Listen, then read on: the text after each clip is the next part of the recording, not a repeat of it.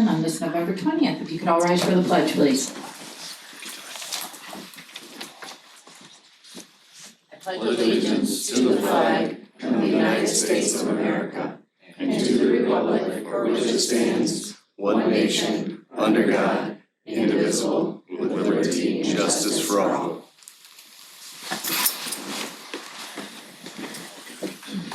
Thank you and welcome to all of you. Just a couple of quick things. If you are here to speak during the interested citizen community section, I do ask that you fill out one of these cards with your name and contact information for appropriate follow-up. This is a board meeting of the Board of Education in public. At this point in time, we do not go back and forth with any questions that are here. So if there's questions or comments, we do use this information to follow up with you afterwards. So thank you very much. You will have 3 minutes to speak, and we do ask that you direct all comments to the full board. This is not a time for personnel or individual student questions. Is that Deputy Stewart out there? I see him lurking. He's around. Hi. You know, I really can't even let it go the whole meeting without, acknowledging your participation at the high school in Scrooge. It was fabulous. There'll be a story on it in the Sun and News this Saturday on it. He deserves a story, and I can tell you that the students and the parents, the staff were so impressed with your willingness to jump right in with the kiddos there, and they were just thrilled. So you did a fabulous job, and the whole performance was great. I can tell you, and you'll see it in the story too, but that was by far one of the coolest things I've ever done. And I had a police training all day prior to my first rehearsal. And then I get there and I'm like, I got this, no problem. And I get on stage and I'm like, I am sweating profusely. Anxious. I'm like, boy, this is what I get nervous about. But no, seriously, it was a really good experience. I had the time of my life with the whole thing, and I just felt like one big family. So it was amazing. I learned so much from them. They did an awesome job. Well, thank you. I know they're looking forward to a further showings from you. So. I mean, I know Cinderella's coming, and you were looking forward to a big mouse, but I'm not sure what's in store. But thank you very much. At this point in time, can we please have roll call? Barbara Garcia. Here. Randall. Here. Esich here. Morris. Here. Nichols. Here. Sadu. Here. White. Here. At this point in time, we're going to move on to 4, and this is so exciting too. So just plenty of fun things to start with. We have our recognition of our National Blue Ribbon School Award. Well, I guess I get to do this part of the awards, but it's really on behalf, I think, of the whole Board of Education. So Mr. Huck is here from Caledonia Elementary School, who was the recipient of a National Blue Ribbon Award this year. It was this past week that they got to go down to Washington, D.C., and I had the distinct pleasure of accompanying them to go down there and see, oh man, it's a great collection of outstanding educators from across the country, and it's a really inspiring thing to be a part of, really humbling to be in that kind of company too, when you see some of the just outstanding work being done. And just was a wonderful, wonderful time to spend together. And to win one of these awards is obviously a reflection on an awful lot of people. A lot of people come together to make it such that a school can win that award. And it's the students, it's the parents, it's the staff, it's all concerned. And so Mr. Huck, on behalf of the Board of Education here, we have a plaque that's not quite the size of the plaque that you received in DC, but we just want to present this to you, and it says this: the Caledonia Board of Education would like to recognize Caledonia Elementary for earning the prestigious National Blue Ribbon honor as an exemplary, high-performing school based on outstanding overall performance in the areas of reading, ELA, and math performance. So, want to have you come on up and accept this award.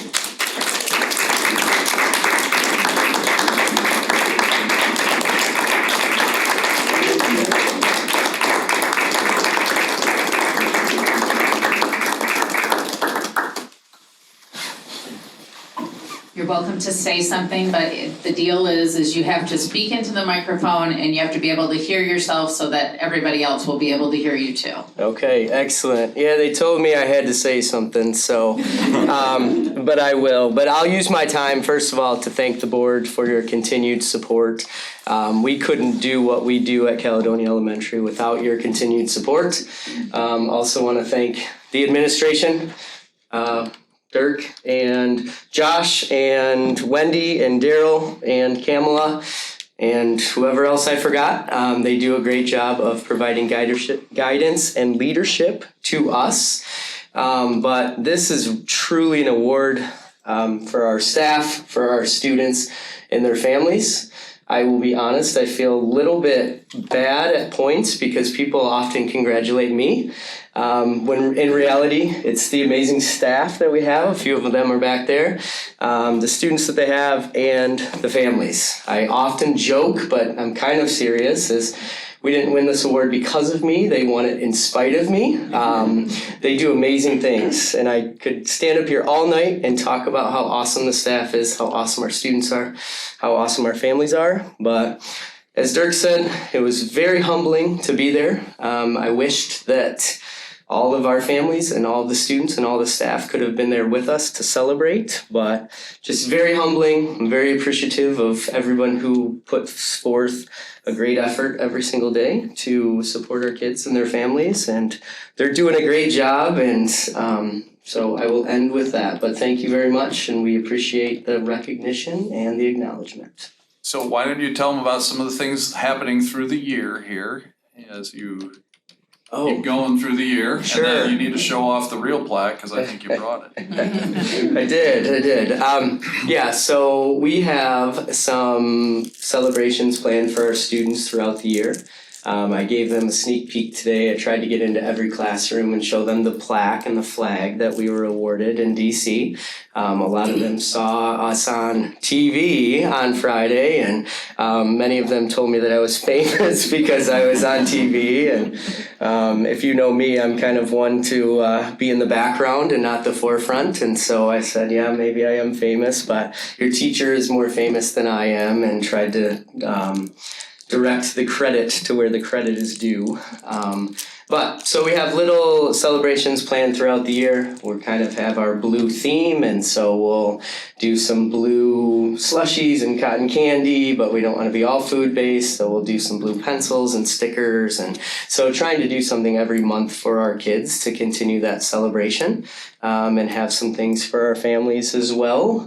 We have some special events planned around spring conferences where families will be in the building to continue the celebration. And we have some building adornments, some banners, and some other things coming as well. So we definitely want to celebrate this monumentous occasion and continue to celebrate it throughout the year, so the positive momentum and positive energy of the building continues throughout the duration of the year. So yes, I will show the plaque. All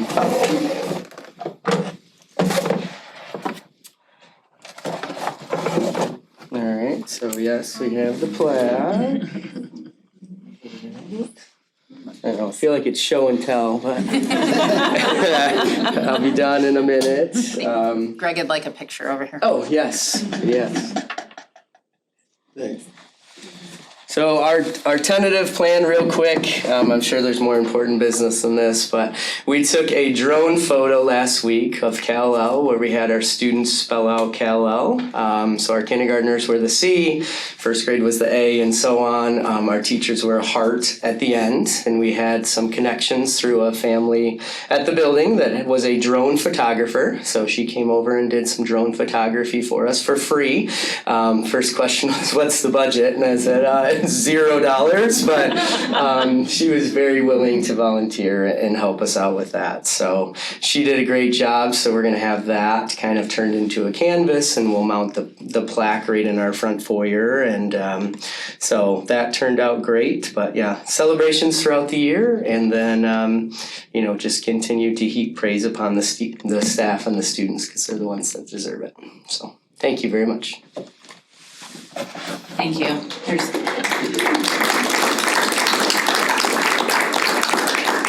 there certainly is nothing better than being able to celebrate the academic success of all of our kids. We enjoy graduation and all the little things that come with it. So thank you to all of you, to the amazing teachers and the families that are all working so hard out there in all buildings. All right, at this point in time, we are gonna move on to consent agenda. We have the October 16th, 2023 minutes, November 2023 personnel report, October 2023 payables, annual summer tax resolution. I move that the Board of Education approve the consent agenda as presented. Second. Do we have any questions, corrections, anything on those? Maybe an explanation to the new board members what the summer tax resolution is. Please. Yeah, so since we collect taxes both in the summer and winter, we split the collections 50-50.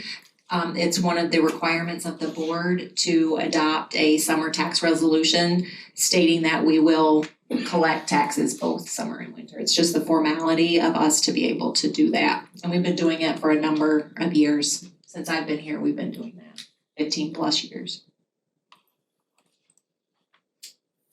Thank you, Tim. Any other questions or comments on any of that? We have roll call, please?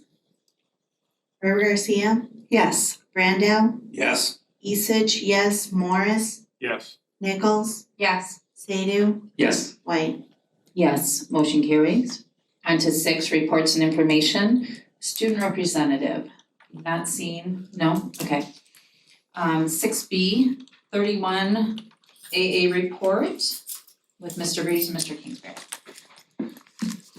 Good evening. Mr. Vries is going to offer support from the sidelines here in case I stumble a little bit, but just wanted to take some time to talk a little bit about the 2023-24 31 AA grant. We spoke about this in our Finance and Operations Committee meeting and also our Curriculum and Instruction meeting.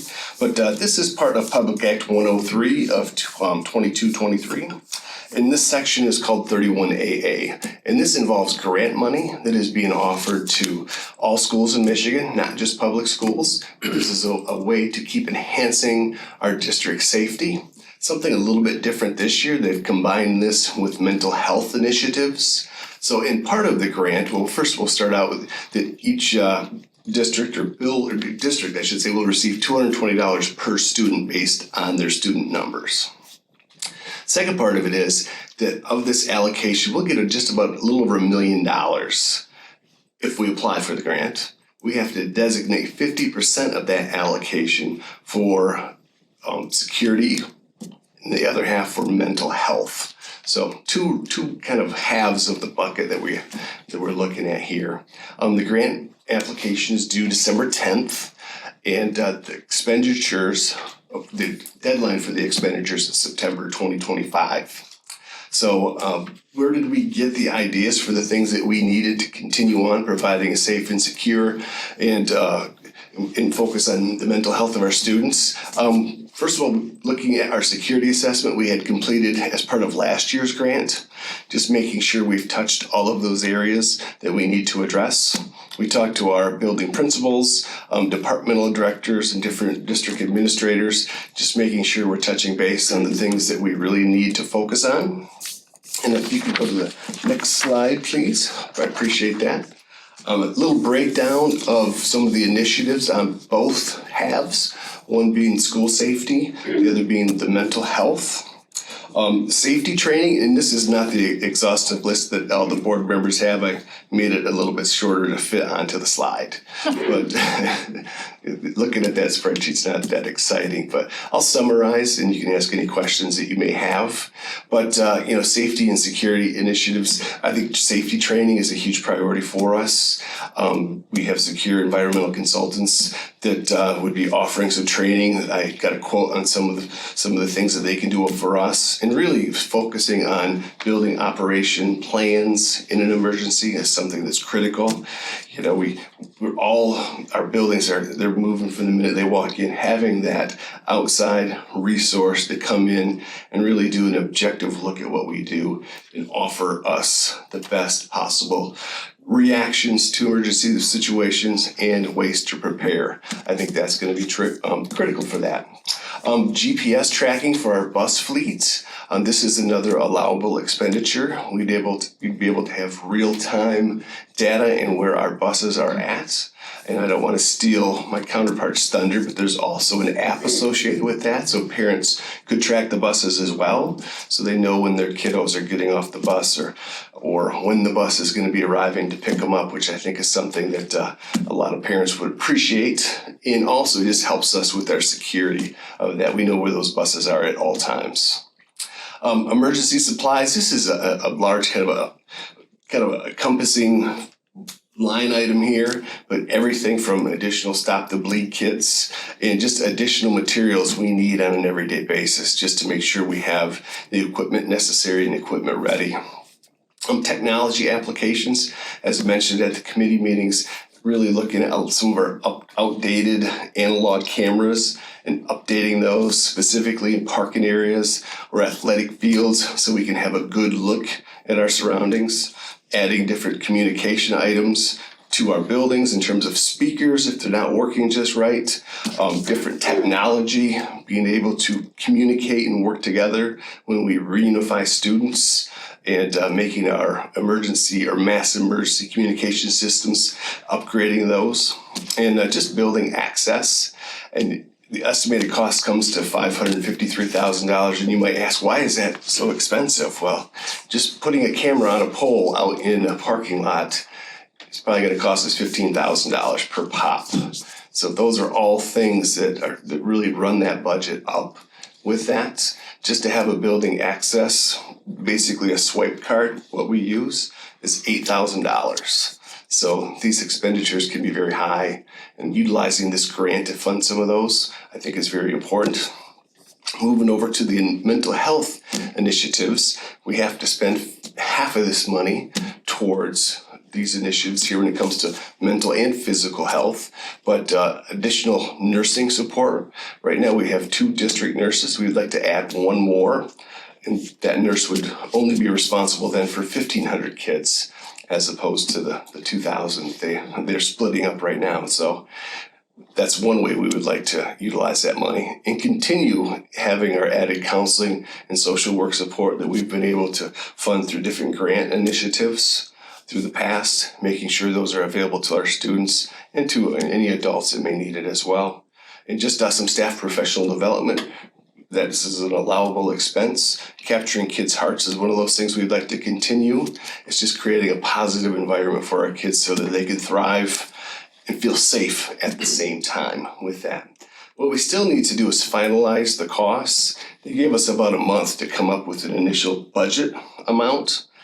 Then once we have that in place and we've applied and know the funds are coming our way, we can have the actual costs associated with the different items, and those that need board approval we'd bring for you, because some will be some pretty sizable expenses. But with that, are there any questions in terms of our plans for spending the funds that we're hoping to get, which we should, because it's been allocated?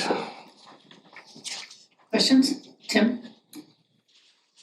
So is this a annual grant? Because in adding staff, it's kind of something that. Thanks for bringing that up. No, it is not an annual grant. This could go away anytime. It could go away next year. So that is one of the concerns of bringing on staff and not being able to sustain those staff members. With Corewell Health, we contract with the hospital. They provide nurses for us.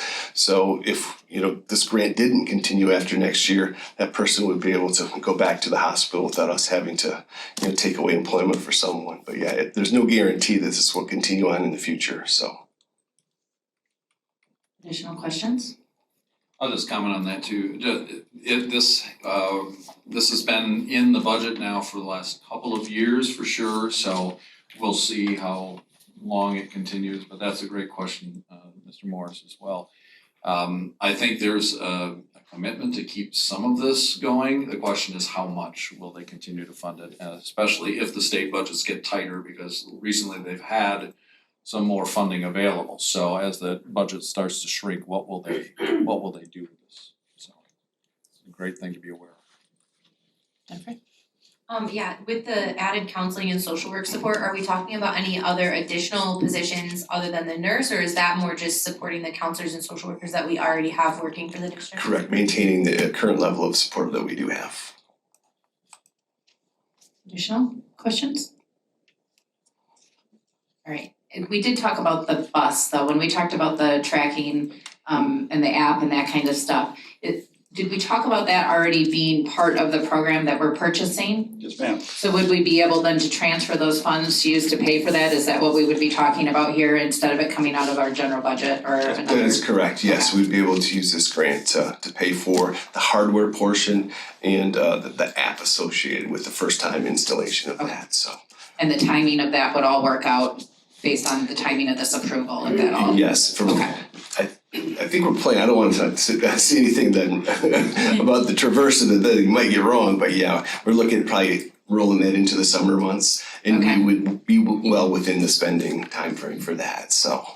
Mr. Hess is behind you, he would shake his head if you were doing it. That's wrong, so true, it's he okay. would call me out, Yeah, I'm it's sure he alright. would, so. He's giving you a thumbs up. Any additional questions? Maybe this is a question Yeah. for later when we get to the Traversa. Yeah. But the figures that were presented in the board packet, is that with the GPS, so the actual would go down, or is that after it's kind of sectioning the GPS off?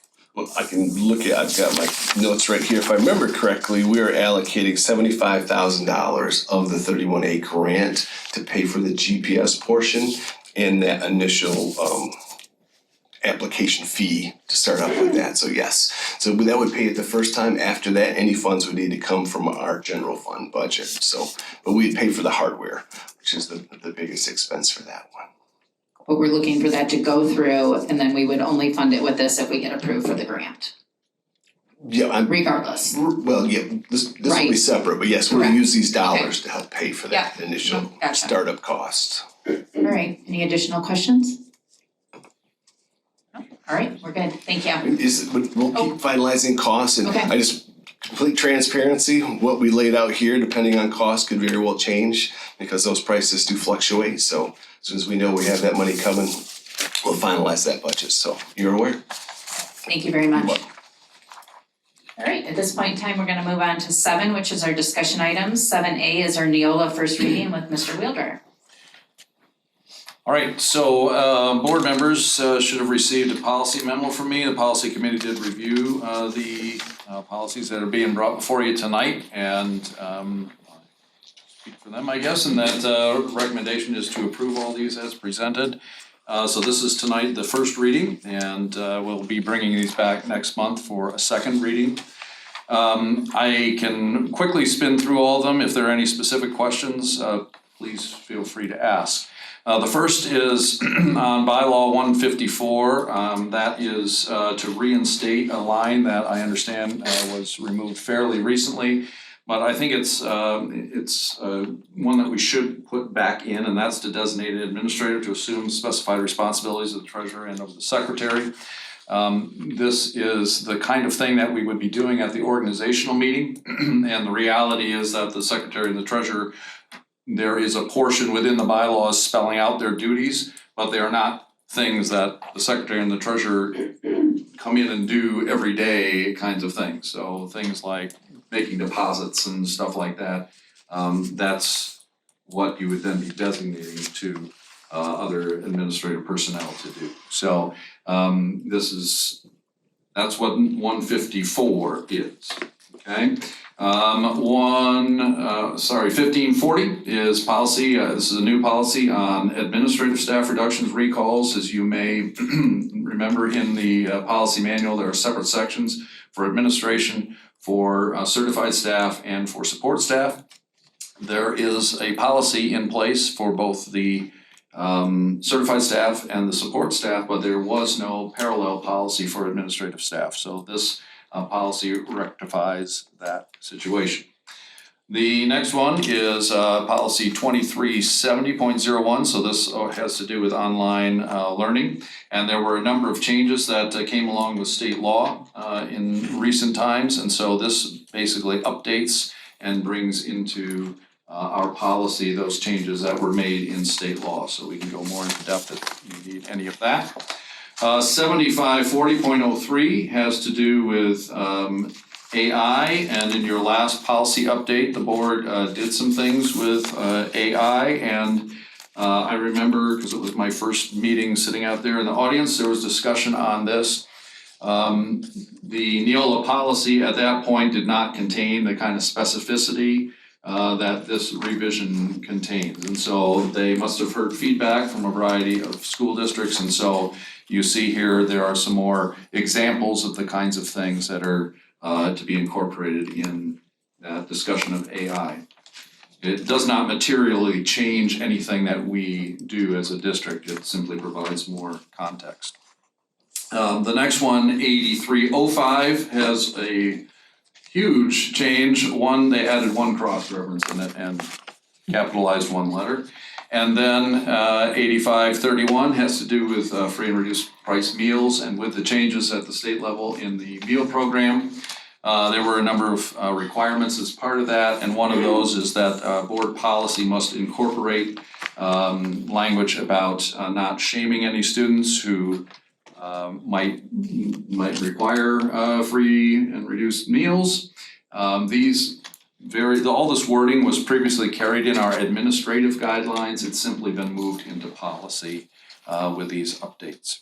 The other thing in that is a line about parents and guardians will be required to fill out relevant information. That is also a requirement in the law that we have to encourage parents to do that. So of course, if they end up not filling it out, okay, that's the extent of what we can do, but we've at least demonstrated that we are making the effort to have parents fill out those forms. Part of why that's important is because the state is essentially doing a backfill, that they are hoping that the federal money for free and reduced price meals will continue to flow in, but of course there is no incentive now for parents to fill out that paperwork. And so the state is recognizing in that legislation that they will potentially have a higher bill than they might otherwise have to backfill for all students to have free and reduced lunch meals. So what they're trying to do is make it such that parents will continue to fill out those applications. Therefore, we can draw down as a state all of the federal funds that we hopefully had done before, and then the state will only have to backfill the rest of those students who wouldn't have otherwise qualified. So that's where that comes from. That's it. That's the overview on these policies. Any questions on any of that? So just regarding the free and reduced policy change, so I understand that you're saying that the policy is to encourage parents to fill out the application, and I totally understand the reasoning why. But the policy now reads that all students need to fill out the form. Is that correct? It requires parents to fill it out to determine eligibility. It's not only students who want a free and reduced lunch. Well, it says parents or guardians will be required to fill out relevant information to determine student eligibility for federal free and reduced cost meal reimbursement rates. So that's the way that the policy wording is stated, that and so them being required to fill it out doesn't mean that they will be filling out. It says required to fill it out to determine if they're eligible. So if a parent doesn't want that determination, Then they don't have to they don't fill it out. Okay. Thank you. Additional questions? Well, just, yeah, if it's kind of confusing on how the application reads. It's almost like you're required to fill it out whether you have a student participating in the lunch program or not. We're not gonna be asking parents that aren't. I do not envision us changing at all what we've done, but we, if you notice this year, we really tried to encourage parents to fill those out because a lot of our other funding is tied to our free and reduced lunch numbers. And what we're really concerned about is that things like 31A, not AA, but 31A are at-risk funding. that our funding could potentially go down significantly if we do not have parents fill out the paperwork, because then we would get a much lower percentage of our students showing as needing free and reduced lunch, and therefore we would get a much, much lower level of funding from the state, and that pays for a whole host of different things. Those districts where they qualify on what's called community eligibility, because they have a high enough poverty level, they will fully qualify. As always, it's districts that don't have that level of poverty that are potentially gonna lose funding here.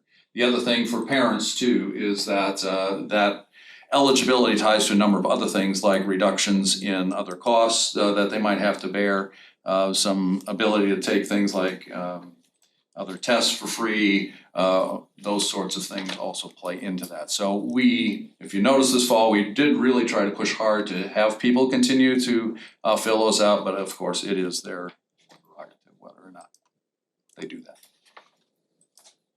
I just wanna point out that the word require and all of that language is actually in the MCL law.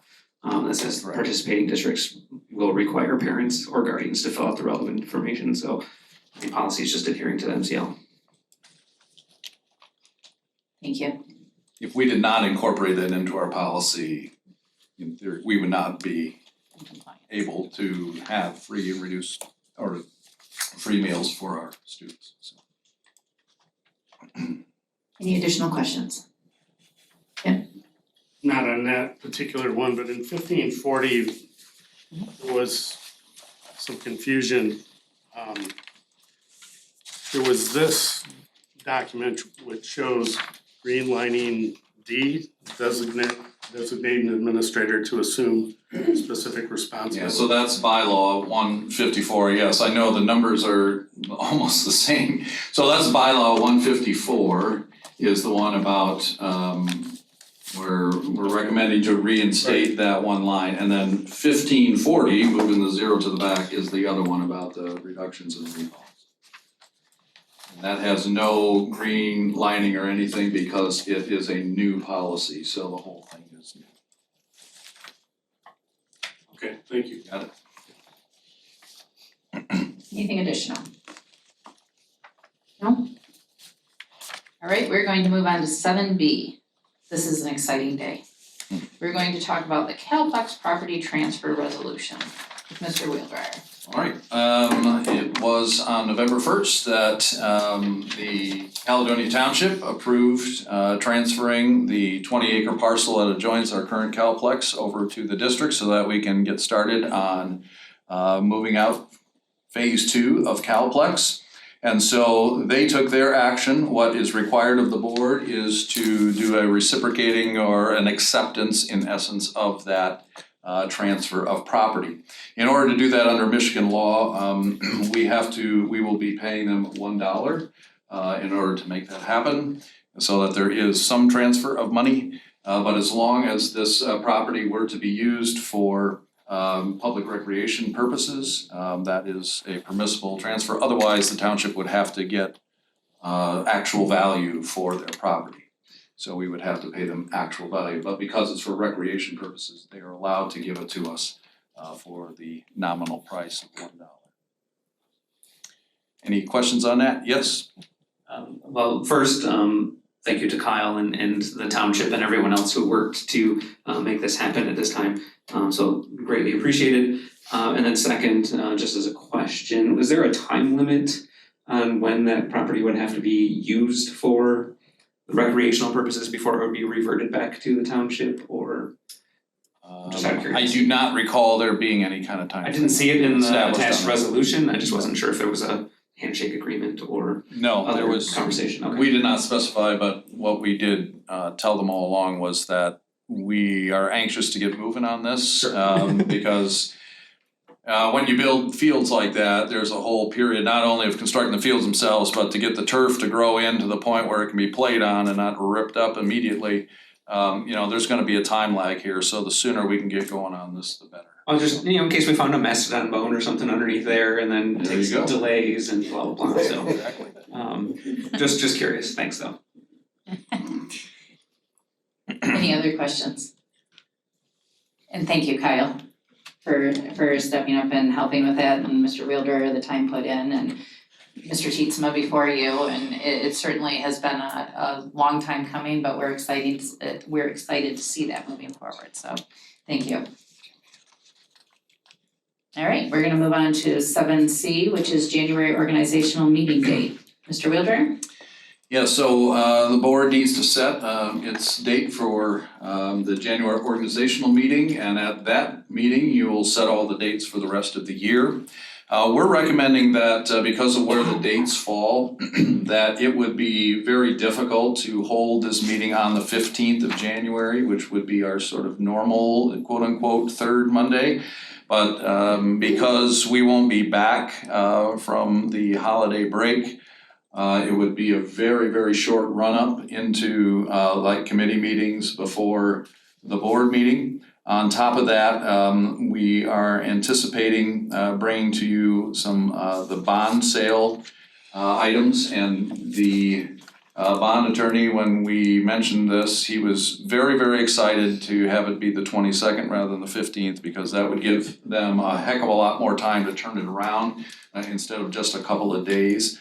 This would give them like an entire week to be able to prepare the documentation for you to adopt. So we know it's technically 1 week later, but because we don't really come back into school until the 8th, it will have hopefully a normal sort of feel to it and flow to it if we can put this on the 22nd. So that's our recommendation. Also, I should mention at that time that Mrs. Breeze will be bringing our first set of budget amendments at that time as well. And so again, to give that amount of time so that we don't have to run immediately into finance and operations literally the day after we come back, it would also be very helpful from a sequencing standpoint.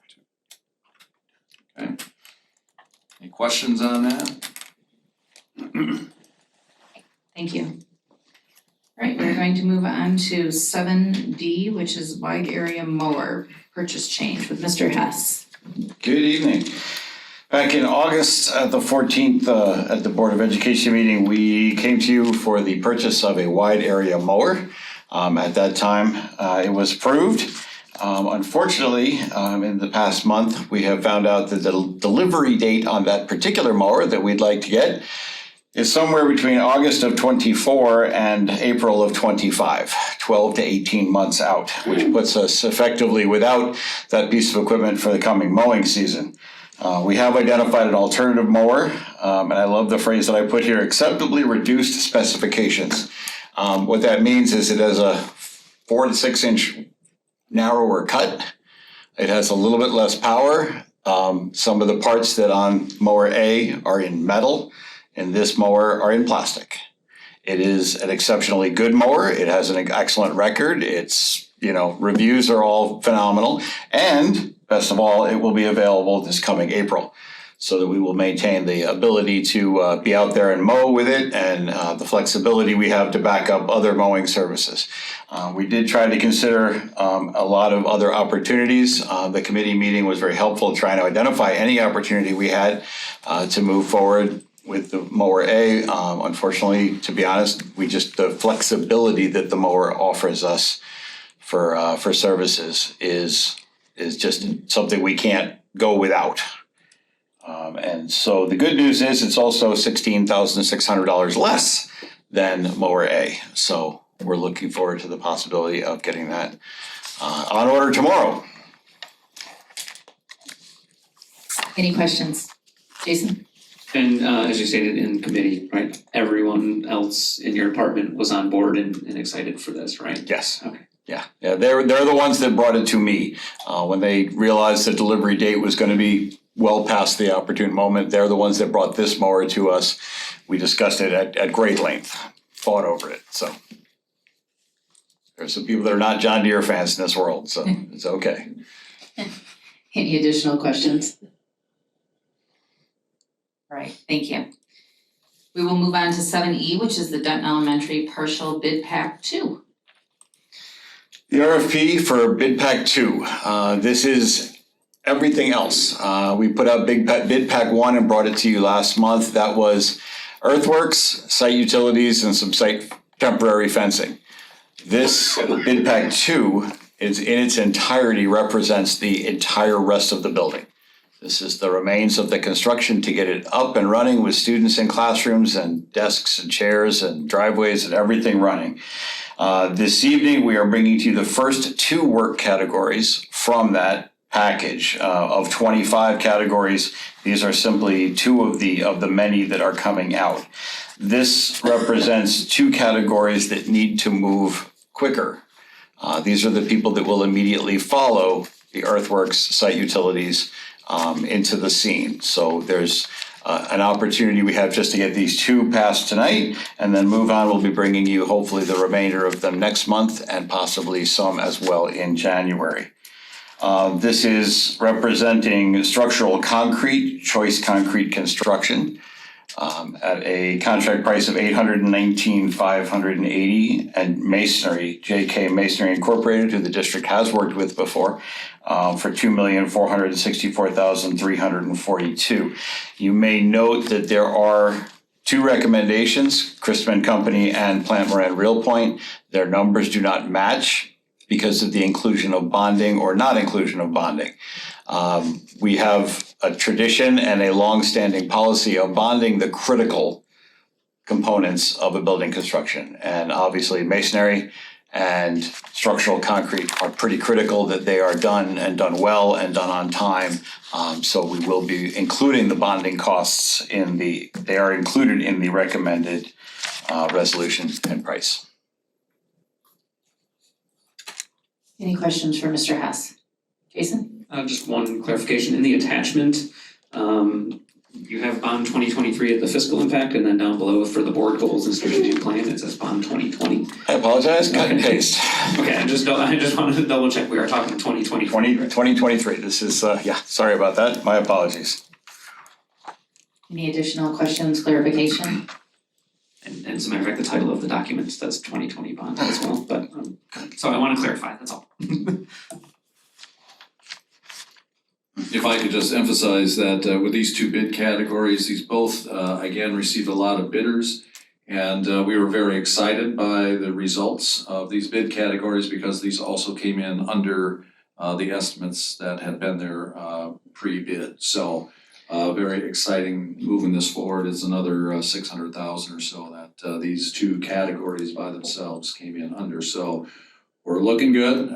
The other 23 categories that will hopefully all be brought to next month, the Christman Company is doing a lot of interviews with them. This is the process as we described it last month too.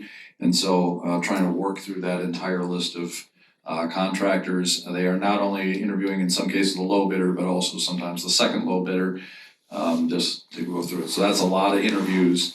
And so that's why we brought these 2 for you tonight. As I shared in the document, there were definitely great signs and wonderful to see a very much improved bidding market. Bid categories, but we've had challenges with some of the other buildings we've done now have 9 and 10 bids coming in on them. So that's very encouraging to see. I compliment Christman for their work beating the bushes and getting the vendors out. Great, thank you very much. All right, before we go on to our next section 8, which is board and superintendent reports, just for anybody that might have walked in late, I try to watch, but just in case, if you are here for public speaking, you do have 3 minutes, but I do ask that you fill out this card with your contact information. You can pass that card over in the back of the room. She just went out the door, but there's there she is, and she came in the other door. All right, just pass it on back there and we will get that going. So at this point in time, we're gonna move on to 8A, which is our teaching and learning committee. The Teaching and Learning Committee met on Thursday, November 16, 2023 at 7:30 a.m. Dr. Trover started by describing the newest iteration of the Michigan Integrated Continuous Improvement Process, or MICIP. This year, the district has 2 goals, one associated with the multi-tiered system of supports and another focusing on the Michigan Kids Back on Track, which is associated with a 23G grant. For the former goal, the district has established strategies and activities that envelop the whole child as well as the 4 core academic areas. This will be the first year with a more robust improvement plan as guided by the Michigan Department of Education. For the latter goal, the 23G grant will help enable the district to re-envision and enhance intervention support within the secondary schools. Dr. Diaz discussed the specifics of the grant with details that are currently known, and it was made aware that although we've received confirmation that we have, or that CCS is eligible to receive this grant funding, our allocated amount has not yet been determined. Dr. Diaz also shared that the AP government will be piloting instructional resources this spring. Recent changes to the College Board exam content, coupled with the exhaustion of current resource licensing, provided the impetus for this review of materials. The district will pursue materials that have been deemed appropriate or acceptable by the governing body, that is the College Board, for the AP government course. Information will be provided to the board and to the public per board policy as we move through the piloting and adoption process. The Guiding Coalition was also mentioned by Dr. Trober, and this is comprised of district representatives, including teachers, coaches, principals, and directors, and it met on October 31 to initiate their new body of work for this newly established group. The primary focus of the Guiding Coalition will be the provision of oversight and guidance to the district as a means of supporting the earlier referenced MyKIP goals.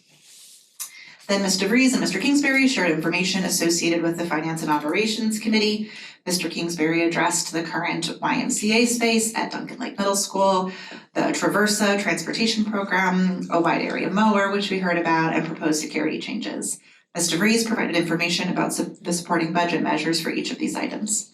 The meeting adjourned at 8:29 a.m. and our next meeting will be on December 14, 2023. Do we have any questions for that committee? All right, thank you very much. We will move on to 8B, which is Finance and Operations Committee. Thank you. Finance and Operations Committee met at 7:31 a.m. All members were present.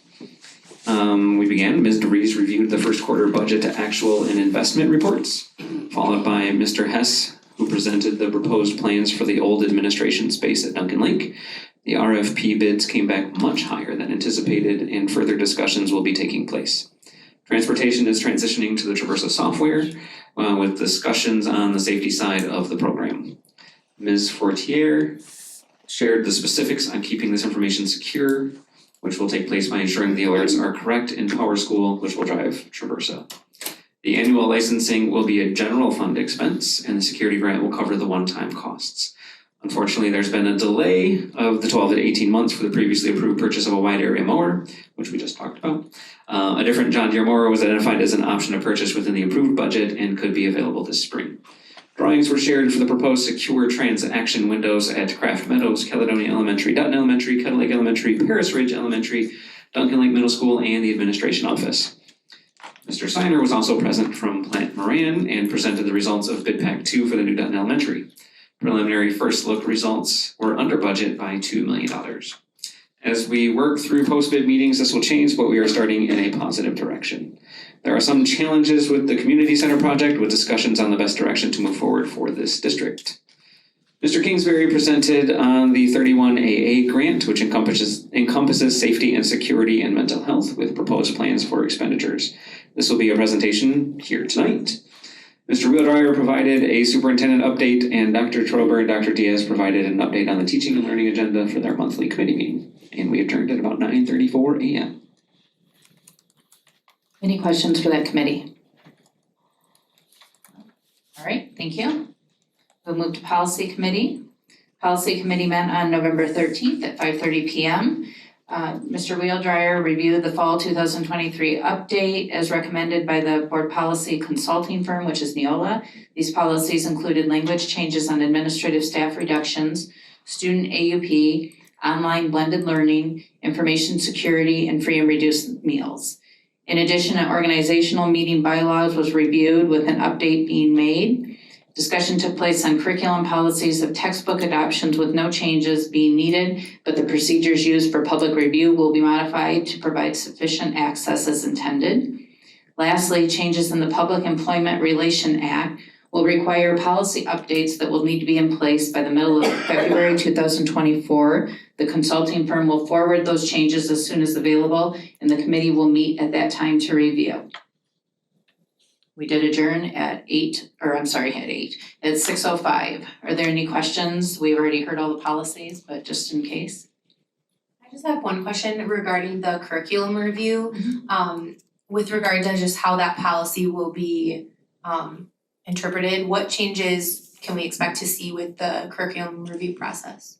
So while there be no changes to the policy, what we've talked about, and we've talked about this I think several times, is that while we will still have it be available from, our policy will still read that it'll be available till the next meeting, that we can certainly go out of our way more to either provide an evening night that we could have staff available at desk. We've had nobody ever ask, and certainly staff's always available to stay and allow somebody the time to review. But that was one area that we discussed, that we could just simply set a time for that to be for, so that there would be an evening time or two within that period as well. Was there anything additional that you would like to add, Mr. Wheeldreher? No, I don't think so. I think it just goes with the how it's carried out, as opposed to what I understand happened the last time. And so, quite honestly, I don't think there had been that many people requesting to see materials before that last time, so some of that was some new learning on the part of administration too on how to best do that. So we will do a better job in the future with making that available. Thank you. Any other questions? All right, we are gonna go on at this point in time to board reports. Again, a thank you to the Caledonia Township Board for their work and partnership in getting this property to move forward in Calplex. Before I go on any further, did any board members specifically have anything that they wanted to put? Go ahead, Jason. Yeah, I just wanted to reiterate what a fantastic job the CHS players did with the Scrooge, A Christmas Carol. I don't know what you call it, Scrooge. It was a fantastic performance, and of course, the Fezziwig actor sitting in the back there also was fantastic. But truly, some amazing talent on the stage from our high school. Both shows that I went to were fantastic. So, Great, thank you. Anybody else? All right. So one of the things that we have obviously on our plate is as a board, we'll be moving forward into our superintendent search and what that might look like. I did ask Tim, and I have served on the board before when we went through a search, as well as Brittany brings experience from serving on another board and what that looks like. So the three of us sat down just for a conversation about what kind of things do we want to pull together that this board can look at so that we can make decisions on how to move forward. So we left that with a list of things that, we're gonna ask for Mr. Kingsbury to get involved in. So he became my first phone call, and he provided me with some good information, made some phone calls to see what searches that are going on around the area, what our options look like. We talked about policy just as recently as this afternoon, based on what our policy is and maybe some things going forward to present to the board. I did send an email to both Brittany and Tim on Thursday afternoon, asking them to review those documents. And I didn't hear back from either one of you yet, but as soon as I hear back from them and I add anything else to it, that entire packet will be sent to the remainder of the board so that we can all look at it and then have additional conversations back and forth on that. I'm gonna ask Mr. Kingsbury to, it was gonna be Mr. Darrell for a minute, so I'm sorry. Mr. Kingsbury to give us a little more information based on the discussions that he had and what our options look like going forth as a board. Well, I've been called worse, so, but no, thank you. I did have a chance to look over board policy today just to make sure I familiarized myself with that. And it is one of the biggest jobs that our board has, is selecting that next leader for our district. And one statement that stuck out to me is just the board should actively seek the best qualified and most capable candidate for the position of district superintendent. So that comes right from our board policy. But when it comes to how that search is conducted, it's really the prerogative of the board to do. the way they see fit. There are different laws associated with the Opens Meetings Act that they would need to follow in terms of, interviewing candidates. It needs to be in public. So there's some laws associated with that, but some different things that a district can do, and it's just common. Sometimes a district may have internal candidates and maybe have some type of interest in the position. And many times that internal candidate could make mention that they do have interest of that. So that could be one avenue that the board could have. Targeted searches, if there's a specific individual the board is aware of and they think highly of that person, they could find out their interest in the position and move forward with that if they chose.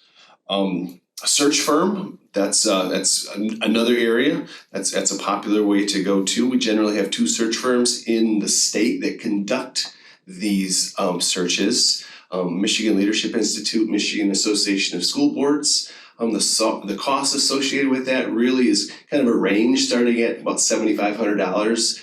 And depending on what the board would like to have this firm do, those costs could climb up to $15,000, maybe a little bit more, but just depends on what the board does, and that firm would collect all applicants. They don't necessarily have a pool of candidates, but they're actively out there engaging and garnering some interest in that. So one thing to remember when a superintendent does come from a neighboring district and they do interview, sometimes that breaks the trust with the employing district, so a candidate pool might be a little smaller with that. So that's just something to consider. Interim superintendent, a district can ask an interim superintendent or appoint that person into that position. You can extend an interim superintendent's contract. So those are the most widely used avenues that districts would use, but there's probably a few more out there I haven't thought of that other districts have used to hire their next superintendent. So any questions? Yes. Okay, so I wasn't most of us except for Tim and Marcy were not on the board last time. So we used a search. MLI. MLI, yes. Was that like national or local? It was posted nationally last time, and it was, certainly we had a host of applicants across the board, both local and. There's a $1,200 fee for that national advertising, so. But some districts choose to do that. So. Well, the process we used last time landed us Dr. Martin, which I thought was fantastic, so I would be all in favor of doing that again. Can you speak a little bit to the ongoing searches that are out there, just so that people are aware of how many maybe you're going on and what that looks like? Yeah, one of our neighboring districts, Forest Hills, they are involved in a search process. Their superintendent retired last year. The one thing, it's kind of like a checkerboard. You move one space and then there's more vacancies that come up. So in talking to some of the search firms, a lot of districts in the eastern part of the state are gonna have openings. So those are positions that would move. And then the big ones, Grosse Pointe, Ann Arbor, Rochester, some couple of other ones, Midland is another one if I remember correctly. So there are gonna be superintendencies open up across the state.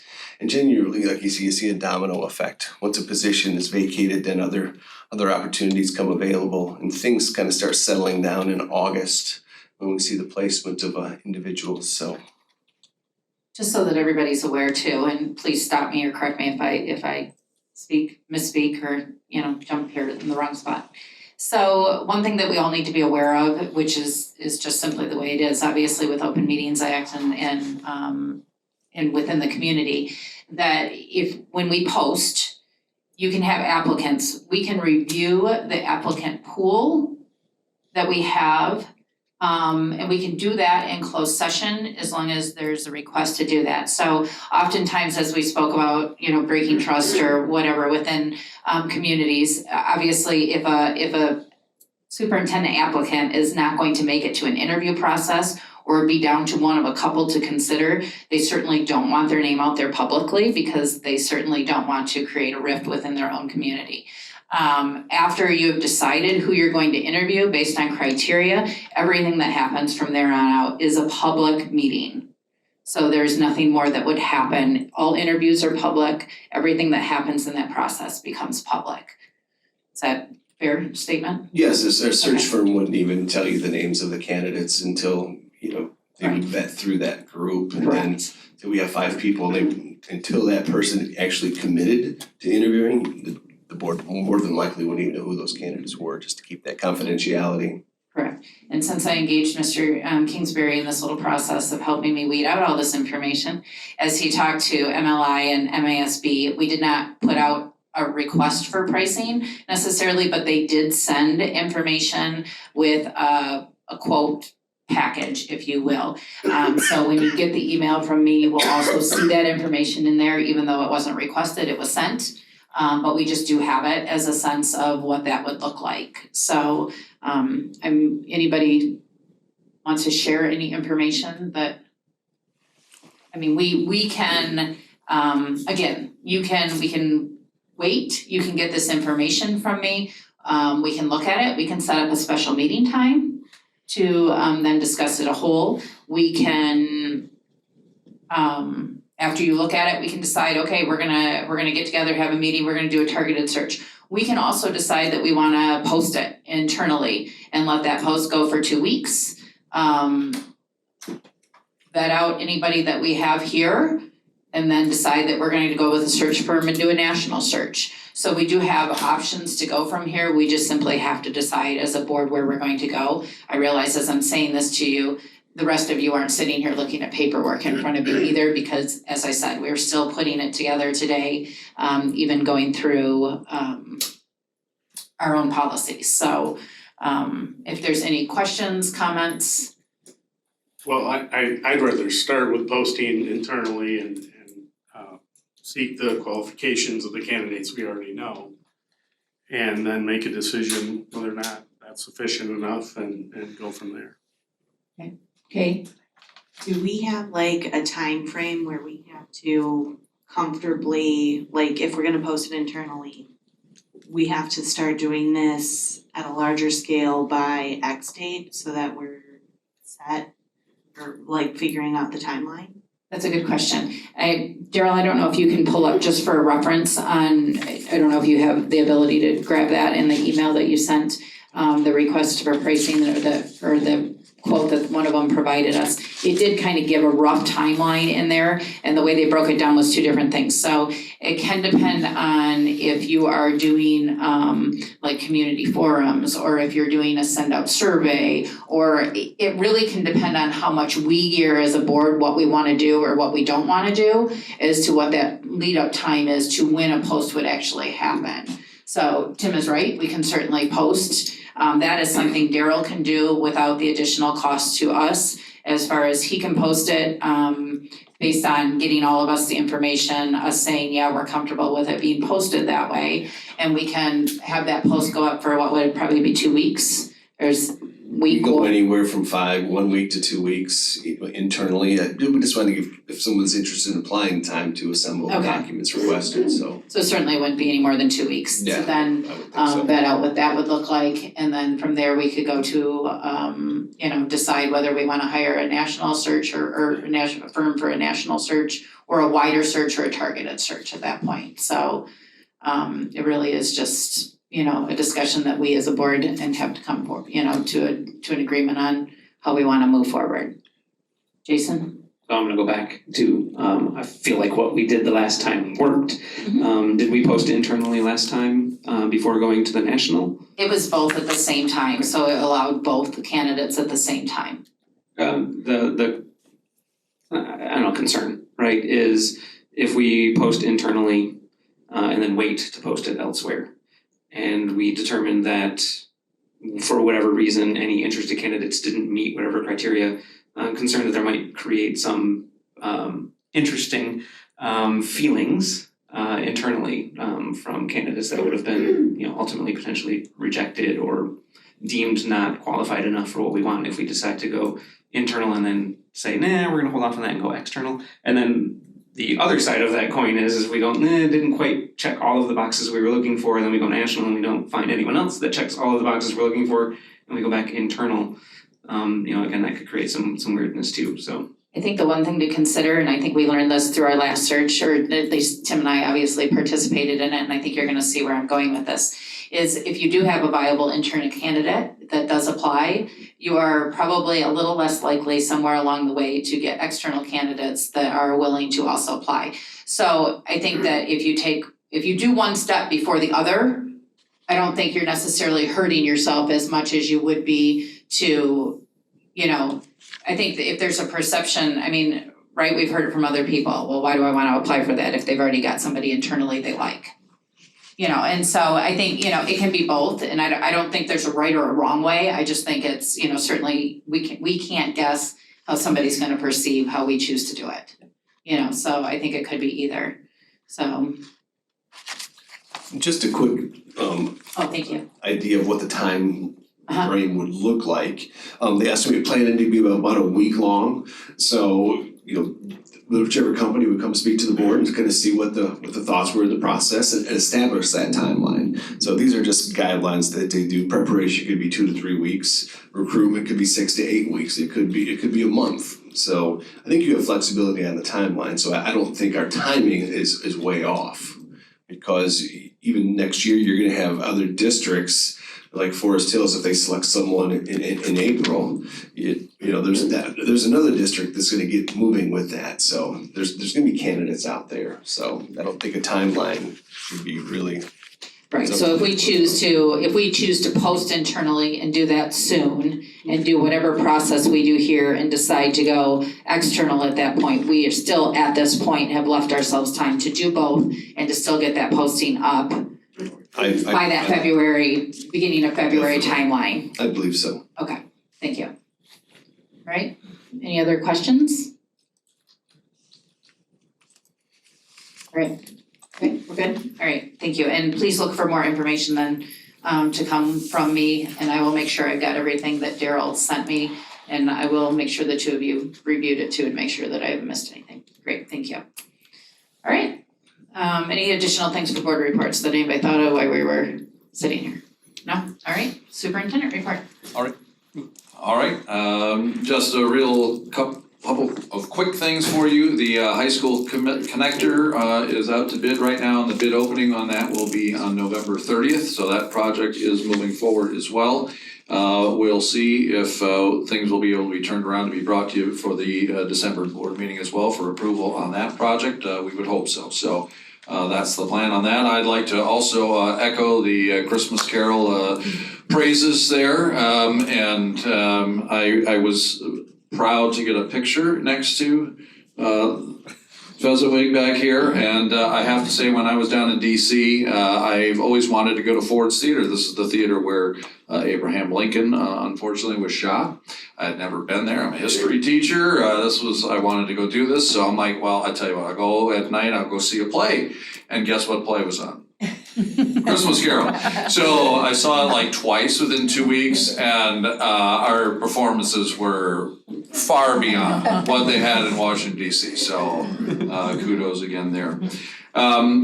Just a couple other quick updates. Our VEX IQ team called the Perfect Mix took second place and design awards this past weekend. So they are off to state, which will not actually happen until March, but they have qualified for state competition as well.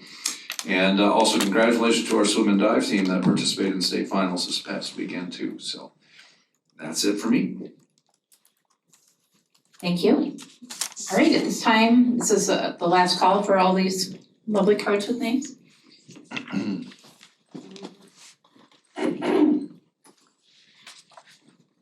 Kyle?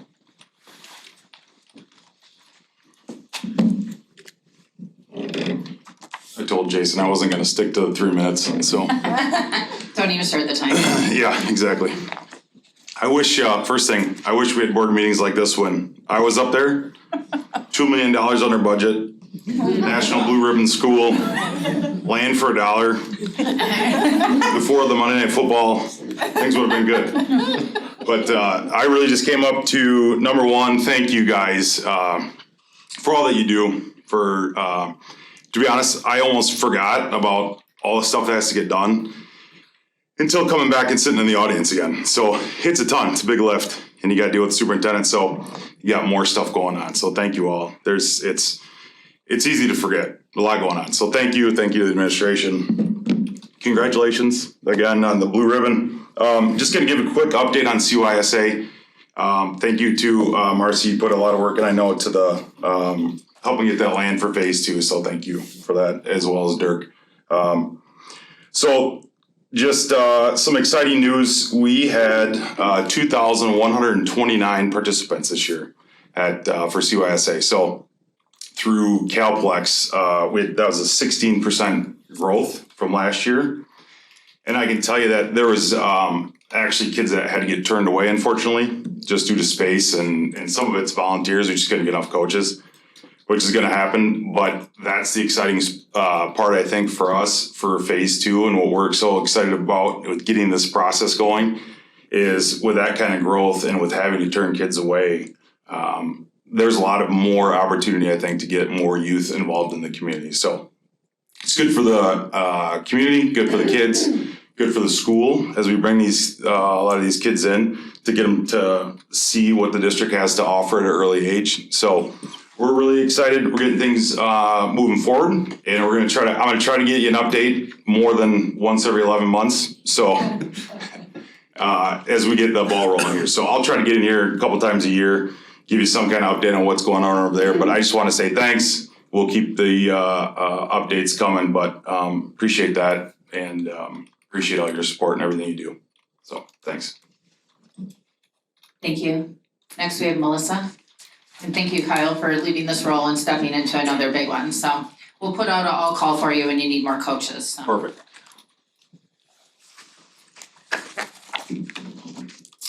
Good evening, I am here for our monthly CEA report. As you know, we have amazing teachers everywhere in this district who work hard every day. But tonight I would like to highlight 4 of them. First, Mr. Goodike, he presented a beautiful fall concert with his 7th and 8th grade choir students, as well as incorporating the Caledonia Community Choir, the CHS Chamber Singers, and the music student leadership team. Duncan Lake was also able to host the MSVMA State Honors Rehearsals this past Saturday, which involved over 250 middle school singers from across the state. Mrs. Sowerby is our amazing STEM teacher at Craft Meadows. She's been doing, with her 5th graders, they're working on animating their own movies with the Frame software. She's teaching the students the different principles of animation, storyboarding, and how to use the different technologies to make the movies. Mrs. Sowerby's 6th grade STEM students are learning about urban planning. She's teaching her classes about land use, economy, environment, and transportation. By studying how our own community is laid out, students are able to apply this knowledge by designing their own communities using special software. Mrs. Barry Kane is our counselor at Duncan Lake Middle School, and working with her National Junior Honor Society, they are implementing a peer tutoring program that will take place during seminar on Tuesdays and Thursdays. And finally, Mrs. Naraki had students in her American History class, along with her Key Club, which she's in charge of, and Links, which she's in charge of. They made cards and wrote letters that were later delivered to 2 Grand Rapids area Legion posts and to the Grand Rapids Veterans Home for Veterans Day. Thank you. Thank you very much. And we do have amazing teachers all over. Thank you. All right, at this point in time, we are going to move on to 10, our action items. We have 10A, Neola first reading. I move that the board conduct a first reading of Neola policies 0154, 1540, 2370.01, 7540.03, 8305, and 8531. Second. Thank you. Are there any further questions? Can I please have roll call? Barbara Garcia, Yes. Brandow, Yes. Isich, yes, Morris, Yes. Nichols, Yes. Sadoo, Yes. White. Yes, motion carries. On to 10B, wide area mower. I move that the board approve the revised district purchase of a wide area mower from Green Mark Equipment for a sum of $69,622. Second. Second by Tim. Any questions? Can I have roll call, please? Barbara Garcia, Yes. Brandow, Yes. Isich, yes, Morris, Yes. Nichols, Yes. Sadoo, Yes. White. Yes, motion carries. On to 10C, Traversa Software and MyRide K-12 GPS.